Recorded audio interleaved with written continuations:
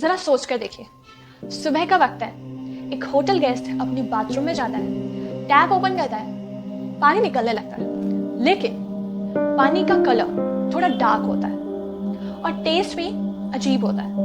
वो सोचता है कि वाटर पाइप थोड़ा पुराना होगा, लेकिन उसे ये नहीं पता कि वो पानी 19 दिन से एक लाश के साथ में भरा हुआ है।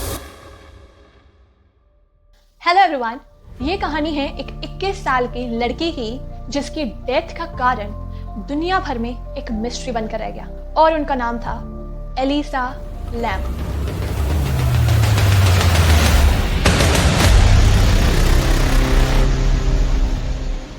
एलिसा लैम, जिनका जन्म हुआ था 30 अप्रैल 1991 को कनाडा के ब्रिटिश कोलंबिया में एक वैनकूवर सिटी में। उनके पेरेंट्स हांगकांग से इमिग्रेट होकर कनाडा में रेस्टोरेंट चलाते थे। Elisa university of British Columbia की नेचुरल, क्रिएटिव और एक एडवेंचरस स्टूडेंट थी।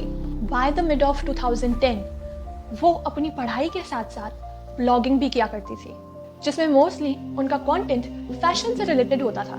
सब कुछ नॉर्मल चल रहा था, पर उसी के कुछ सालों बाद में डायग्नोस करने पर यह पता चलता है कि एलिसा को बाइपोलर डिसऑर्डर एंड डिप्रेशन था और इस चीज को उसके पेरेंट्स प्राइवेट रखना चाहते थे।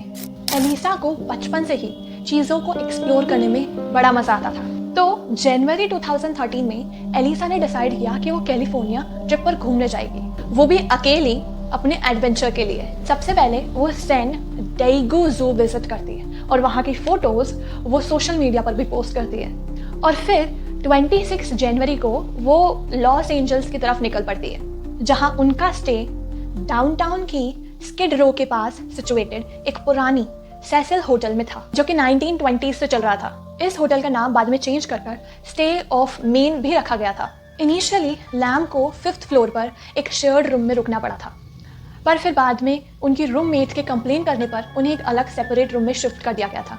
उनकी रूममेट का कहना था कि लैम बहुत ही अजीब बिहेवियर शो कर रही थी और कुछ नोट्स भी छोड़े थे, जिनमें लैम ने लिखा था गो होम गो अवे, और रूम की पैड पर पासवर्ड भी लॉक कर दिया था।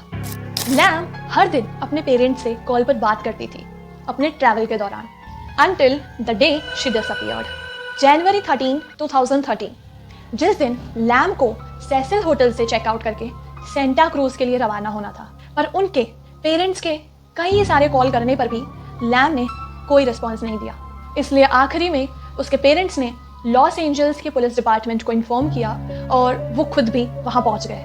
होटल के स्टाफ से पूछा तो उन्होंने कहा कि लैम उस दिन अकेली ही थी, बट कुछ पूछताछ करने पर पता चला कि उस होटल के बाहर द बुक स्टोर करके एक शॉप थी, जिसकी मैनेजर केटी ऑर्फिन एकमात्र व्यक्ति थी जिन्हें लैम को कब देखा था ये याद था। अकॉर्डिंग टू CNN रिपोर्ट्स, ऑर्फिन ने बताया था कि लैम अपनी फैमिली के लिए गिफ्ट खरीद रही थी और सोच रही थी कि कौन से गिफ्ट ट्रैवल के दौरान इजी टू कैरी रहेगी, और उन्होंने ये भी बताया कि लैम उस वक्त बहुत ही नॉर्मल बिहेव कर रही थी। कई दिनों तक लैम को ढूंढने का जो सर्च ऑपरेशन था वो जारी रहता है। लैम जिस रूम में रुकी थी उस रूम की भी पूरी छानबीन करी जाती है। सैंड ट्रैकिंग डॉग की मदद से पूरी बिल्डिंग की इन्वेस्टिगेशन भी की जाती है, पर ये सभी चीजें लैम को ढूंढने में अनसक्सेसफुल रहती है।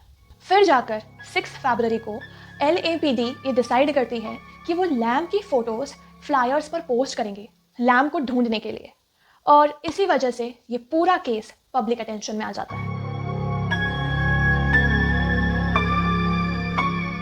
और फिर अगले एक हफ्ते बाद में 13 फरवरी को LAPD ने एक ऐसा वीडियो रिलीज किया जो इस केस का टर्निंग पॉइंट बन गया, क्योंकि ये वीडियो सेसिल होटल के एलिवेटर के CCTV कैमरा से लिया गया था, और ये उसी दिन की रिकॉर्डिंग थी जिस दिन लैम आखिरी बार दिखी थी।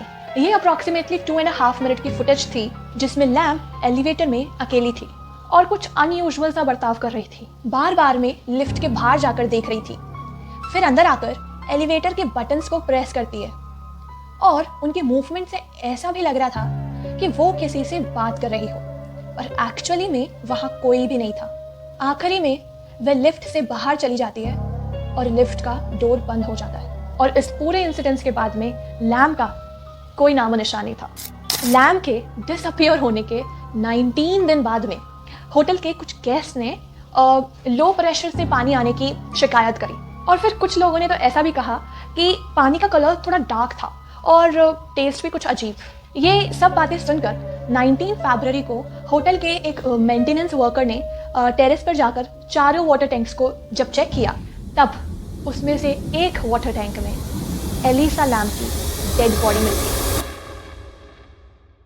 पूरे टैंक को खाली किया जाता है और उसको कट भी किया जाता है क्योंकि उसका हेड लैम्ब के शरीर को निकालने के लिए बहुत छोटा था। और फिर फरवरी 21 को कॉरोनर्स ऑफिस की रिपोर्ट में ये इशू किया जाता है कि एलिसा लैम्ब की डेथ एक्सीडेंटली ड्रोनिंग की वजह से हुई है।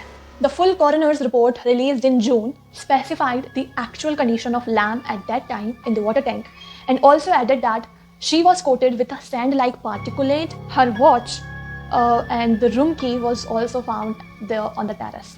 कोई इंजरीज नहीं, कोई ड्रग एविडेंस नहीं, तो फिर एलिसा लैम्ब उस टैंक में पहुंची कैसे? रूफ डोर भी नॉर्मली लॉक्ड रहता है जिसमें अलार्म भी कनेक्टेड है, तो फिर बचता है एक ही रास्ता, फायर एस्केप का।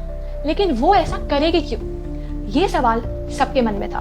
और चलो कैसे भी करके वहां पहुंच तो गई, पर टैंक के अंदर जाकर लिड को लॉक करना ये इम्पॉसिबल था क्योंकि वर्कर्स ने बताया कि चारों टैंक 4 बाय 8 फुट्स के कंक्रीट ब्लॉक से बने हुए थे and they were protected by a heavy lid that would be difficult to replace from within. पर इस चीज को भी ऑन साइट वर्कर ने डिस्प्रूव कर दिया क्योंकि उन्होंने बताया कि जब वो लैम्ब की बॉडी मिली थी तो उस टाइम वो लिड ओपन ही था। दुनिया भर में मिलियंस ऑफ लोगों ने वो सीसीटीवी फुटेज को देखा और कई सारी थ्योरीज बना ली, सुपर नेचुरल से लेके क्रिमिनल रिलेटेड तक। एक थ्योरी तो ये भी थी कि लैम्ब किसी पीछा करने वाले व्यक्ति से बचने के लिए लिफ्ट को चलाने की कोशिश करी थी। कुछ और ने कहा कि लैम्ब उस वक्त ड्रग्स के नशे में थी, पर रिपोर्ट्स के अकॉर्डिंग लैम्ब की बॉडी में ऐसा कुछ नहीं पाया गया। और फिर बाद में जाकर रिसर्च करने पर ये थ्योरीज भी सामने आई कि मे भी लैम्ब का बिहेवियर बाइपोलर डिसऑर्डर की वजह भी हो सकता है।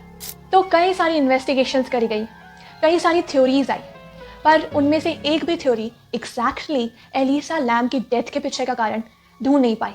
और इसी वजह से एलिसा की डेथ दुनिया भर में एक मिस्ट्री बनकर रह गई जिसका आज तक कुछ अता पता नहीं है। एज डिस्कस्ड अबव, पुलिस ने और पूरी सर्चिंग डिपार्टमेंट ने इस पूरे इंसिडेंट्स को एक एक्सीडेंटल ड्रोनिंग का केस बना दिया, लेकिन लोग अभी भी पूछते हैं कि ये सब कैसे और क्यों हुआ। एलिसा की ये कहानी सिर्फ एक मिसिंग केस नहीं है, बल्कि वो एक रिमाइंडर है हम सबके लिए कि कभी कभी हकीकत सच से ज़्यादा कंफ्यूजिंग हो जाती है। आप क्या सोचते हो इस बारे में कि ये एक एक्सीडेंट था या साइकोटिक एपिसोड या कुछ और ही हिडन सीक्रेट जो आज तक पब्लिक से छुपाया गया? कमेंट्स में अपना पॉइंट ऑफ व्यू ज़रूर लिखना और वीडियो अच्छा लगा तो लाइक एंड सब्सक्राइब करना बिल्कुल मत भूलना। Okay bye.